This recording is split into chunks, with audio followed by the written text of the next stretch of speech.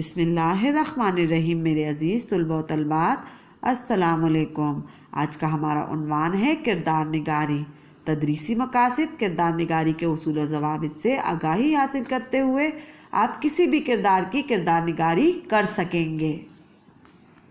کردار نگاری کے معنی: کسی بھی کردار پر روشنی ڈالنا یا کسی کی شخصیت کی اچھائی یا برائی بیان کرنا کردار نگاری کہلاتا ہے۔ کردار نگاری میں کردار کا قول و فعل شامل ہوتا ہے۔ قول سے مراد گفتگو کا انداز یا طریقہ، فعل وہ کس طرح کے کام کرتا ہے، اس کی زندگی گزارنے کا کیا طریقہ ہے اور لوگوں کے ساتھ اس کا برتاؤ اور سلوک کیسا ہے۔ لیکن جب ہم اصول و ضوابط کے مطابق کردار نگاری کرتے ہیں تو کردار نگاری کرتے وقت مندرجہ ذیل طریقے سے منصوبہ بندی کریں گے۔ پیراگراف نمبر 1، کردار اور کہانی کا تعارف۔ کردار کی حیت اور ظاہری شکل و صورت۔ پیراگراف نمبر 2، کردار کی خوبیوں اور خامیوں کا ذکر۔ مصنف کی کردار کے بارے میں رائے۔ دوسرے کردار اس کردار کے متعلق کیا کہتے ہیں۔ پیراگراف نمبر 3، کردار کی تفصیل، اس کے قول و فعل، پسند اور ناپسند کے حوالے سے۔ کردار کے اپنے بارے میں خیالات۔ پیراگراف نمبر 4، کردار کے بارے میں آپ کی رائے۔ آئیے اب ان تینوں پیراگراف کا تفصیلی جائزہ لیتے ہیں۔ پیراگراف نمبر 1، کردار اور کہانی کا تعارف۔ آپ کردار نگاری کا حوالہ الگ سے تحریر نہیں کریں گے۔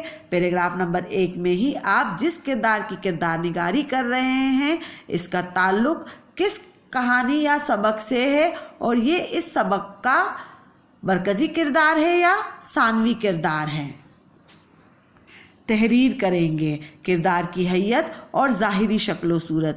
اسی پیراگراف میں آپ کردار کی ظاہری شکل و صورت اور اس کا حلیہ تحریر کریں گے کہ یہ کردار دیکھنے میں کیسے لگتا ہے، یہ بھی آپ سبق کو مد نظر رکھتے ہوئے تحریر کریں گے۔ اگر کردار کا حلیہ اور شکل و صورت کا ذکر سبق یا کہانی میں موجود نہیں ہے تو آپ اپنے خیالات میں جو خاکہ اس کردار کا بنائیں گے وہی تحریر کریں گے۔ پیراگراف نمبر 2، کردار کی خوبیوں اور خامیوں کا ذکر۔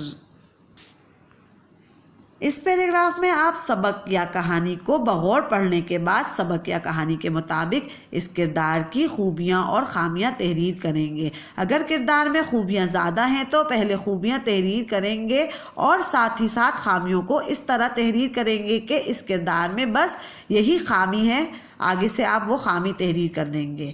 اور اگر کسی کردار میں خامیاں زیادہ ہیں تو خامیوں کا ذکر کرنے کے ساتھ ساتھ تحریر کریں گے کہ ان خامیوں کے باوجود اس کردار میں یہ خوبی بھی موجود ہے، پھر آپ اس کی خوبی تحریر کریں گے۔ مصنف کی کردار کے بارے میں رائے۔ آپ اسی پیراگراف نمبر 2 میں مصنف کی کردار کے بارے میں رائے تحریر کریں گے۔ اگر مصنف کی رائے کردار کے بارے میں منفی ہے تو آپ اس کی رائے منفی لکھیں گے، اور اگر مصنف کی رائے کردار کے بارے میں مثبت ہے تو آپ تحریر کریں گے کہ اس کردار کے بارے میں مصنف کی رائے مثبت ہے، یعنی اچھی ہے، درست ہے۔ منفی مطلب کہ اس کے خیالات اور اس کی جو رائے ہے وہ اس کے برعکس ہے، الٹ ہے۔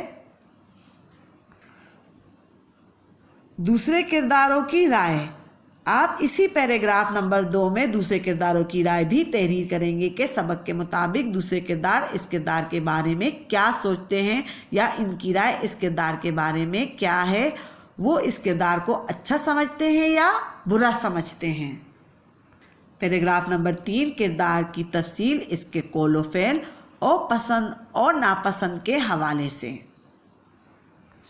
اس پیراگراف نمبر 3 میں آپ کردار کی تفصیل، اس کے قول و فعل کو مد نظر رکھتے ہوئے تحریر کریں گے کہ اس کردار کا قول و فعل کیسا تھا، یعنی وہ کس طرح کا برتاؤ اور سلوک اور گفتگو کرتا تھا، اور اس کردار کو کیا پسند ہے اور کیا ناپسند ہے، وہ سب آپ اس میں تفصیلی طور پر تحریر کریں گے۔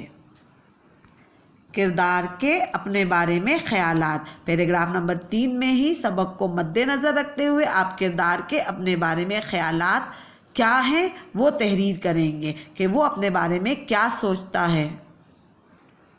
پیراگراف نمبر 4، کردار کے بارے میں آپ کی رائے۔ جس کردار کہ آپ کردار نگاری کر رہے ہیں، اس کردار کے بارے میں آپ کی کیا رائے ہے، آپ اپنی رائے تحریر کریں گے۔ اگر آپ کی رائے مصنف کی رائے سے مطابقت رکھتی ہے تو آپ تحریر کریں گے کہ میری رائے مصنف کی رائے سے مطابقت رکھتی ہے، اور اگر آپ کی رائے مصنف کی رائے سے الگ ہے تو آپ اپنی رائے تحریر کریں گے۔ اس طرح کردار نگاری 3 پیراگراف پر مشتمل ہوگی، اور چوتھے پیراگراف میں آپ اپنی رائے تحریر کریں گے۔ میں امید کرتی ہوں کہ کردار نگاری کی وضاحت کو سمجھنے کے بعد آپ کسی بھی کردار کی کردار نگاری بہتر طور پر کر سکیں گے۔ شکریہ اور اللہ حافظ۔